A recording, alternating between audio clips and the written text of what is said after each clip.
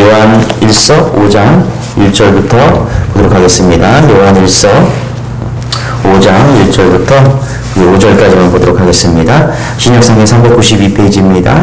우리 다 같이 한 목소리로 봉독하도록 하겠습니다. 시작! 예수께서 그리스도이심을 믿는 자마다 하나님께로부터 난 자니 또한 낳으신 이를 사랑하는 자마다 그에게서 난 자를 사랑하느니라. 우리가 하나님을 사랑하고 그의 계명을 지킬 때에 이로써 우리가 하나님의 자녀를 사랑하는 줄을 아느니라. 하나님을 사랑하는 것은 이것이니 우리가 그의 계명을 지키는 것이라. 그의 계명들은 무거운 것이 아니로다. 무릇 하나님께로부터 난 자마다 세상을 이기느니라. 세상을 이기는 승리는 이것이니 우리의 믿음이니라. 예수께서 하나님의 아들이심을 믿는 자가 아니면 세상을 이기는 자가 누구냐. 아멘. 할렐루야. 오늘도 말씀으로 시작한 여러분 사랑하고 축복합니다. 말씀 붙드시고 생명의 삶을 사시기 바랍니다. 요즘 4살 된, 이제 내년이면 5살인데요. 4살 된 저희 아들 다니엘이 놀이가 좀 바뀌었습니다. 좀 전까지는 자동차 놀이였는데요. 며칠 전부터 어디서 칼싸움 놀이를 배워왔는지 날마다 이제 칼싸움 놀이를 하자고 그렇게 이야기를 합니다. 같은 편이 되기도 하고요. 때로는 적이 되기도 합니다. 자, 아들이 같은 편이 되라고 하면은 저는 같은 편이 돼야 되고요. 적이 되라고 하면은 적이 됩니다. 그리고 칼을 맞아 죽으라고 하면 죽어야 되는 것이죠. 그리고 이제 얼굴에 뽀뽀를 해주면 다시 살아납니다. 뽀뽀를 해야 살아나는 것은 백설공주 동화를 영향을 좀 받은 것 같습니다. 이때를 놓치지 않고 저는 이제 살아날 때 부활을 가르치는 거죠. 야, 죽었다 살아나는 것은 부활이야. 이제 4살짜리 아들이 칼싸움 놀이를 할 때 가장 중요한 것이 뭐냐면 아빠가 힘이 있다는 걸 알거든요. 엄마가 힘이 있다는 걸 알아요. 그래서 아빠가 누구 편이냐, 엄마가 누구 편이냐, 이것을 아이가 가장 중요하게 생각합니다. 그래서 적의 편이 되기보다는 항상 아빠는 이번에 내 편에, 엄마도 내 편에, 이런 이야기를 가장 많이 합니다. 여러분 왜 그래요? 아빠가 엄마가 자기 편이 되면은 자기가 무조건 승리한다는 것을 이제 알기 때문인 것이죠. 4살짜리 아이가 노는 것이 유치해 보이지만 여러분 실제로 이것이 영적 세계와 다를 것이 없다는 것입니다. 여러분 예수 믿는 것은요 누구 편 싸움입니다. 누구 편이냐? 우리는 하나님 편이고 예수 그리스도 편이라는 것입니다. 할렐루야. 1절에 이렇게 얘기하죠. 같이 한번 읽어볼게요. 시작. 예수께서 그리스도이심을 믿는 자마다 하나님께로부터 난 자니 또한 낳으신 이를 사랑하는 자마다 그에게서 난 자를 사랑하느니라. 자, 우리는 누구 편이에요? 우리는 예수님 편입니다. 왜 그렇습니까? 예수께서 그리스도이심을 믿는 자마다. 자, 우리가 믿는 거예요. 믿으면 하나님 편이 된다는 것입니다. 할렐루야. 하나님부터 난 자이다. 그렇죠? 믿는 것과 난도 똑같은 거예요. 자, 예수님을 믿는 자는 하나님 편이 되는 거고요. 하나님을 믿음으로 거듭나기 때문이죠. 비록 우리가 세상에 살지만 하나님을 믿고 또 하나님께 나음을 받았다. 거듭나기 때문에 우리가 이제 어떻게 해요? 누구 편이 된 겁니까? 소속이 바뀐 거잖아요. 우리가 예수 그리스도의 편이 되었다는 것입니다.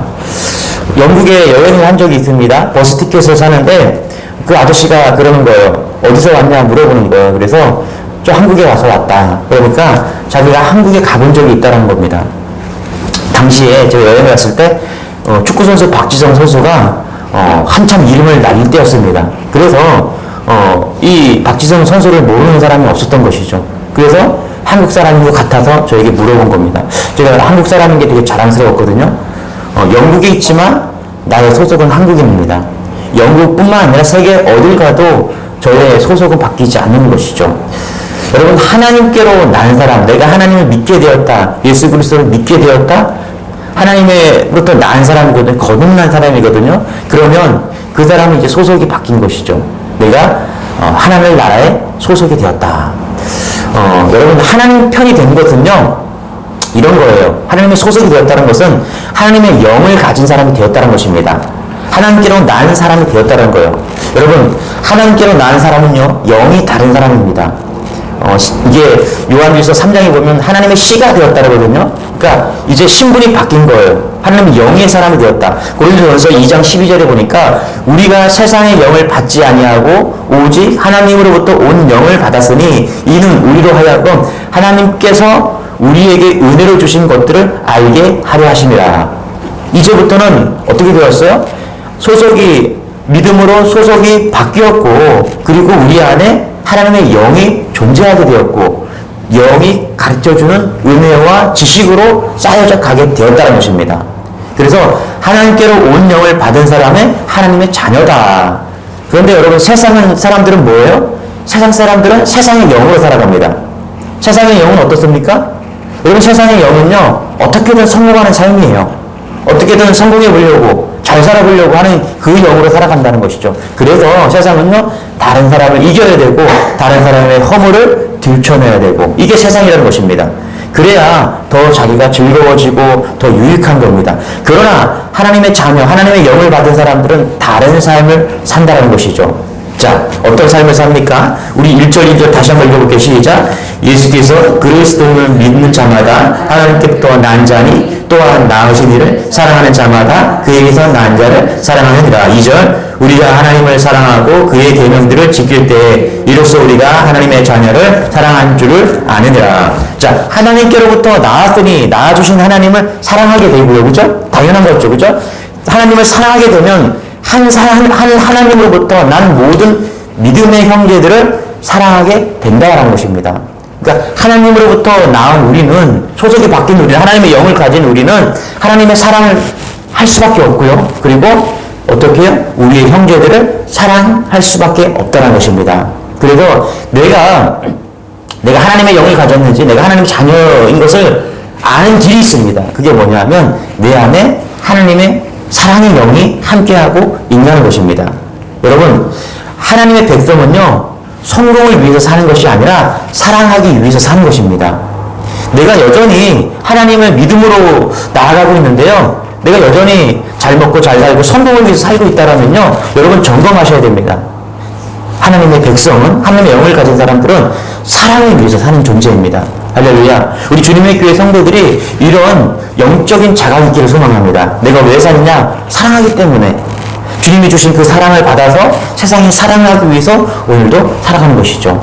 여러분, 예수 믿는 사람들을, 세상 사람들은 답답하다고 합니다. 인생이 따분하대요. 술도 못 먹고 담배도 못 피니까 재미가 없다고 합니다. 그러나 예수님의 생명을 가진 사람은 또한 하나님의 기쁨을, 하나님의 계명을 지키는 것이 기쁨인 줄 믿으시기 바랍니다. 자, 그래서 3절에 이렇게 이야기하죠. 같이 시작. 하나님을 사랑하는 것은 이것이니 우리가 그의 계명을 지키는 것이라. 그의 계명들은 무거운 것이 아니라. 세상 사람들이 볼 때 세상 법도 무거워요. 그런데 믿는 사람들을 보면은 세상에서도 살고 있으면서 또 하나님의 법을, 계명들을 지켜야 되니까 세상 사람들이 보면은 더 무겁게 생각하는 겁니다. 그래서 뭐래요? 그의 계명들은 무거운 것이 아니다. 그것은 무거운 것이 아니래요. 왜 그렇습니까? 여러분, 곧 성탄절인데요. 12월이 되면 교회가 제일 바쁘죠. 성탄 준비도 해야 되고 송구 영신 준비도 합니다. 되게 분주해요. 성탄 준비하는데 이제 교회를 꾸미는 일이 있죠. 예전에 이제 좀 청년들에게 우리 성탄 준비를 좀 하려고 하니까 좀 나와서 좀 도와달라고, 그래서 나오라고 이렇게 집합을 시켰는데 한 자매가 나왔더라고요. 딱 한 명만 나왔어요. 조금 있으니까 한 형제가 또 나왔어요.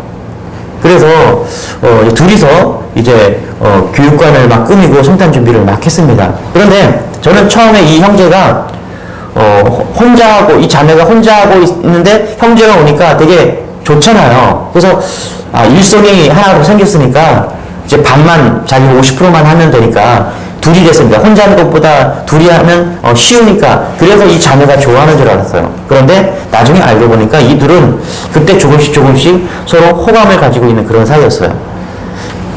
그런데 하루 종일 이 둘이서 그 교육관을 꾸미고 이제 성탄절 준비를 하는데 전혀 힘들어하지 않고 행복하게 그 성탄절 준비를 하는 걸 제가 봤습니다. 나중에 알고 봤더니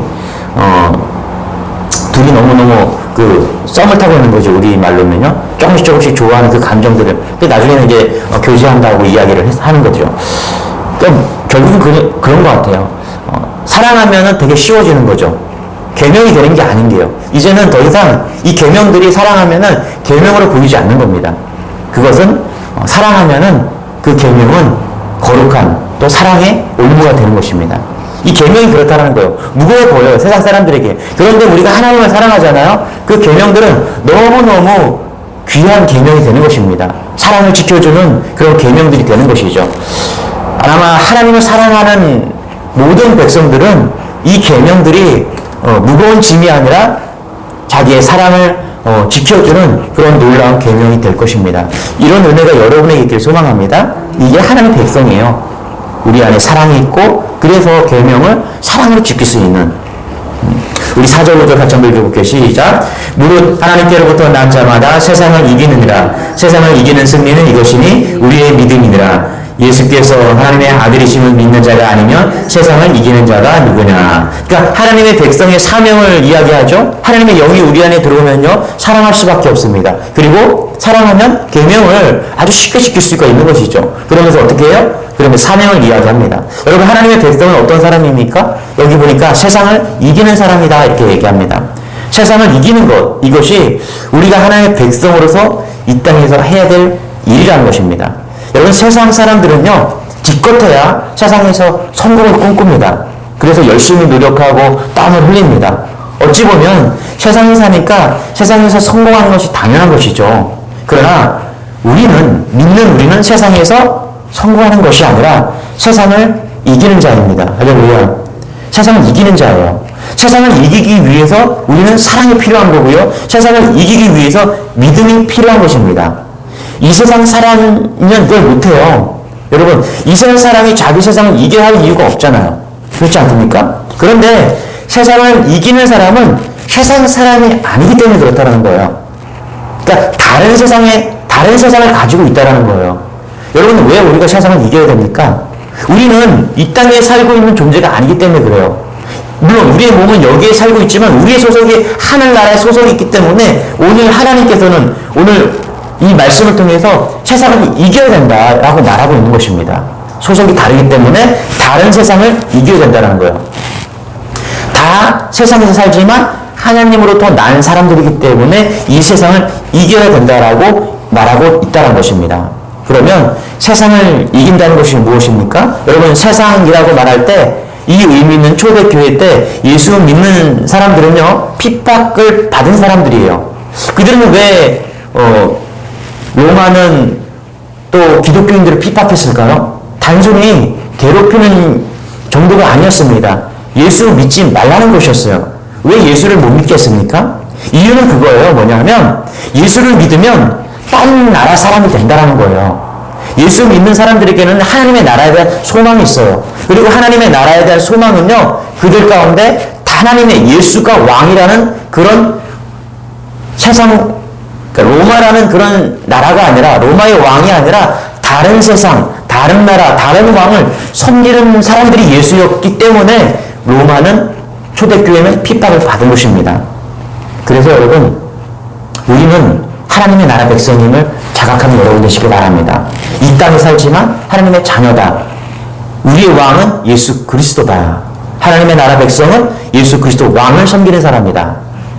이것이 우리의 신분이며 사명이라는 것입니다. 그래서 우리가 이겨야 된다는 것입니다. 여러분 사단 마귀가 세상에 덫을 놓았어요. 사단이 원하는 것은요 하나님의 나라를 잊어버리고 사는 덫을 놓은 것입니다. 오직 세상만 바라보고요 세상만 추구하고 영원히 이 세상에 살 것처럼 살면 겉으로는 얼마든지 예수 믿어도 좋다, 교회 얼마든지 다녀, 직분도 좋아, 그래서 목사, 장로, 권사, 집사도 그래 줘요. 실제로 예수님을 믿는다고 하면서도 세상에서 부유해지고 높아지고 성공하려고 애를 쓰는 사람들, 이거는요 정말 두려운 일인 거예요. 그 사람은요 하나님의 나라에 살고 있지 않은 것입니다. 여러분 어떻게 하나님의 사람인지 어떻게 하나님의 백성인지 알 수 있습니까? 그 사람이 무엇을 위해서 사는지 보면은 분명히 알 수 있습니다.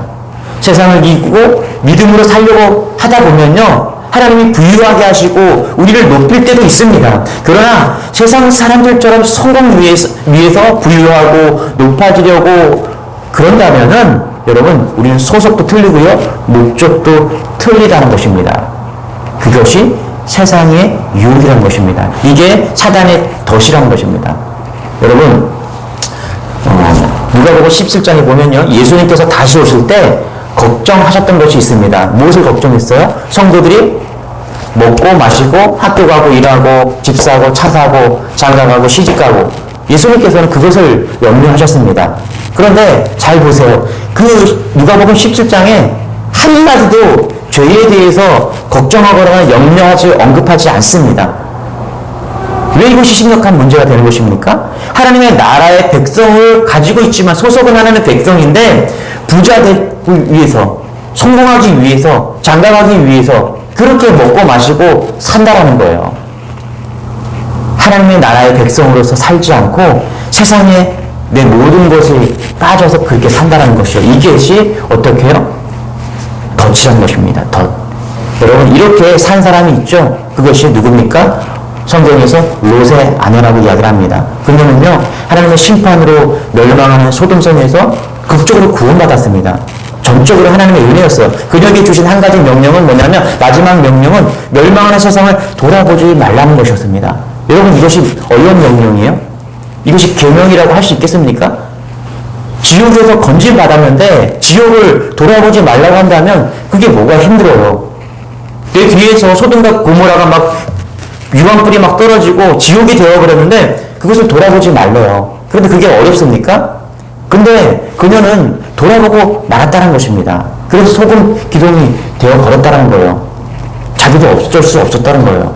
세상 사람이었다는 거예요. 세상이 종이었다는 것입니다. 이것이 세상이 우리에게 원하는 것이라니까요. 분명히 건진받았어요. 그런데 돌아보고 있다는 거예요.